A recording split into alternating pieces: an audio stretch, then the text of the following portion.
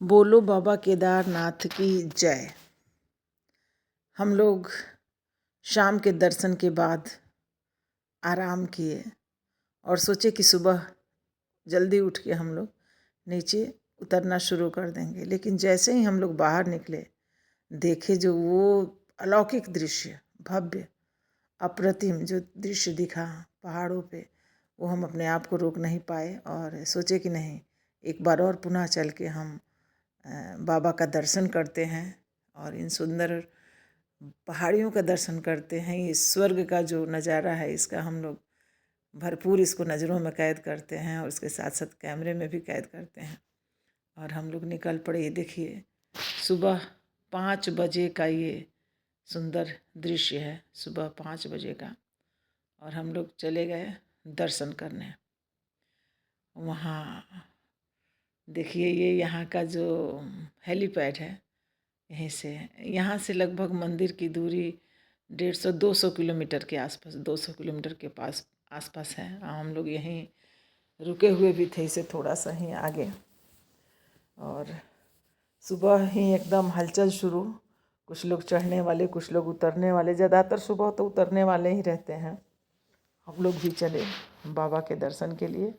और नज़रें जो है ना, वो हम लोग बंद नहीं कर पा रहे थे, पलकें बंद नहीं हो रही थी। और सबसे अच्छा लगता है जब से वहाँ से सीढ़ी चढ़िए ना मंदिर परिसर में जाने के लिए, तो सबसे पहले जो ओम का दिखता है ना, पीतल का बना हुआ बड़ा सा ओम, मन एकदम खुश हो जाता है। उसके बाद तो जैसे आप 2-3 और सीढ़ियाँ चढ़े और हर हर महादेव बाबा जी का भव्य मंदिर पूरा डमरुओं से सजा हुआ, बहुत ही सुंदर। उसके पीछे पहाड़ियाँ, ऐसे लग रहा है कि बर्फ़ की चादर पूरी बिछी हुई हैं, पूरा ढका हुआ है बर्फ़ से। भक्तगण अपना नारा लगाते हुए बोलो बाबा केदारनाथ की जय, साधु सन्यासी की भीड़। बहुत ही अलौकिक दृश्य, बहुत ही सुंदर वहाँ का जो मनोरम दृश्य। और सच है कि हम लाख प्रयास कर लें कि हमें यहाँ जाना है, चाहे कोई भी देवस्थान हो, कोई भी तीर्थ स्थान हो, हम तब तक नहीं जा सकते जब तक कोई दैवी कृपा हम पे नहीं होगी। या बाबा केदारनाथ जी जब तक हमको नहीं बुलाए, हम नहीं जा पाए। बहुत सालों से प्लान कर रहे थे। ये पीछे जो है, ये भीमशिला, जब वो तूफान आया था तो कहते हैं कि यही शिला ऊपर से गिर के मंदिर के पीछे में रुक गया, तो जिससे कि वो मंदिर को कुछ भी नुकसान, केदारनाथ बाबा का जो मंदिर है उनको कुछ भी नुकसान नहीं हुआ था। मंदिर के ठीक पीछे है ऊपर, ये बहुत ही बड़ा विशाल चट्टान टाइप आके वहाँ बैठ गया। इसी क्रम में वहाँ एक बाबा जी भी दिखे और हम लोगों ने उनसे टीका भी करवाया, पूरा चंदन। ये क्या चीज़ से कर रहे थे, इतना ठंडा था और भयंकर वहाँ पे ठंडी थी, लेकिन फिर भी वो इतना अच्छा महसूस हो रहा था। उन्होंने बड़े प्यार से टीका भी लगाया और हम दोनों को बहुत आशीर्वाद भी दिए बाबा जी। इसके बाद हम लोग पीछे दर्शन भी किए। आदि गुरु शंकराचार्य का भी पीछे ही उनका स्थल है, जहाँ पे वो चिर निद्रा में सो गए थे। उनका भी हम लोग दर्शन किए और उसके बाद उतर गए कि चलते हैं वापसी की ओर नीचे। अब बाबा बद्रीनाथ जी की यात्रा शुरू करेंगे। केदारनाथ जी से मंदिर से वापस आते ही रास्ते में हम लोग सोचे कि इस पवित्र पावन भूमि का अन्न ग्रहण करते हैं। और हम लोगों ने सबसे पहले बहुत ही स्वादिष्ट वहाँ पर नाश्ता किया और नाश्ता करके अपने होटल में गए, अपना बैग लिया और फिर हम वहाँ से उतराई शुरू कर दिए।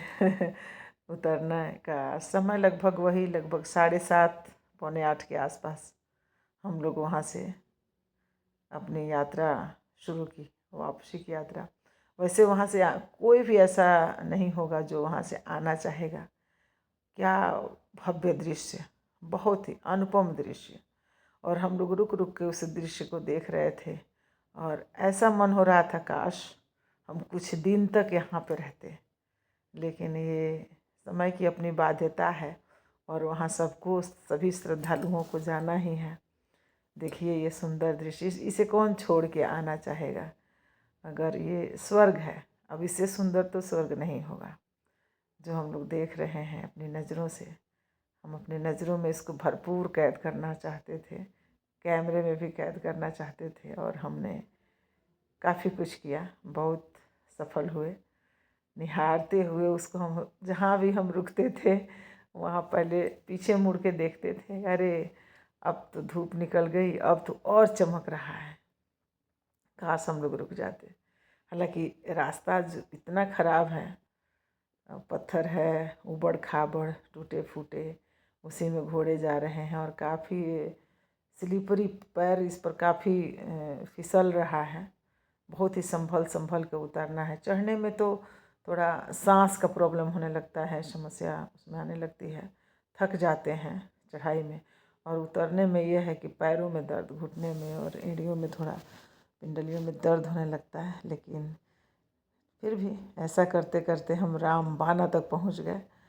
और आपको पहले भी बताई कि जहाँ भी हम रुक रहे थे, पीछे का जो घूम घूम के हम देख रहे थे, अरे अब तो और सुंदर लग रहा है, अब तो और सुंदर लग रहा है, काश ठीक है हम अगली बार आएंगे तो एक दिन और रहेंगे। तो ये करते करते, मन को मनाते मनाते, हम लोग धीरे धीरे वहाँ से वापस आ रहे थे। जो लोग चढ़ रहे थे वो बड़े जिज्ञासावश, जिससे हमें लग रहा था कल हम चढ़ रहे थे तो सोच रहे थे कि लौटने वाले कितने भाग्यशाली हैं, दर्शन करके सही सलामत आ गए। आज हम लोग उसी गर्व के साथ लौट रहे थे कि हम बहुत बड़ा काम करके आते हैं। ऐसे हम लोग गौरी कुंड पहुंच गए, और वो जो खुशी है क्या बताएं। हम लगभग 2:30 बजे गौरी कुंड में उतरे।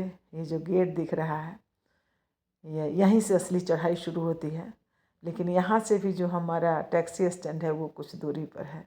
गौरी कुंड में से टैक्सी लेके सोनप्रयाग आना था हम लोगों को, क्योंकि पब्लिक की जो सभी गाड़ियाँ हैं वो सोनप्रयाग तक ही जाती हैं। वहाँ से टैक्सी से गौरी कुंड, और गौरी कुंड से हम लोग पैदल जाते हैं। तो हम लोग टैक्सी स्टैंड की तरफ चले, और बहुत ही सही समय से, अब सोचिए कि 8 बजे के आसपास हम लोग उतरना शुरू किए और 3 बजे तक हम लोग वापस आ गए। तो बाबा केदारनाथ की कृपा से हम पति पत्नी इस कठिन सफ़र को तय कर पाए, बहुत ही खुशी खुशी, कुछ भी परेशानी नहीं, कोई भी स्वास्थ्य समस्या नहीं। तो बोलो